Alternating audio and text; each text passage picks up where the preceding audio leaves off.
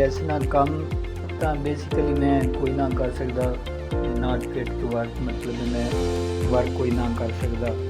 ਤੇ ਤੁਸੀਂ ਵੇਖ ਹੀ ਲਿਆ, ਮੈਂ ਤੁਹਾਨੂੰ ਵੀਡੀਓ ਹੀ ਬਣਾ ਕੇ ਭੇਜ ਦਿੱਤਾ।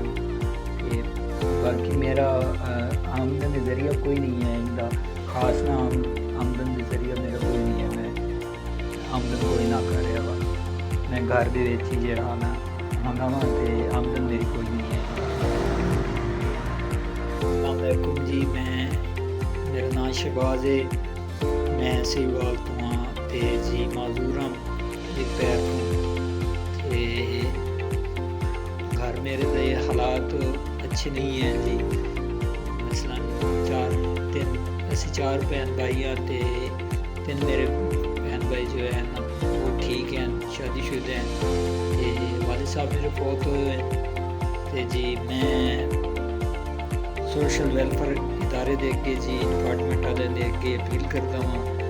तो उस तो बाद मैं हुकूमत पंजाब अगे भी बीबी मरीम साहब के अगे भी मैं अपील करता हाँ जी। तो मैनू हिम्मत कार्ड मुहैया किया जाए, मेरा आमदन जरिए कोई नहीं है जी।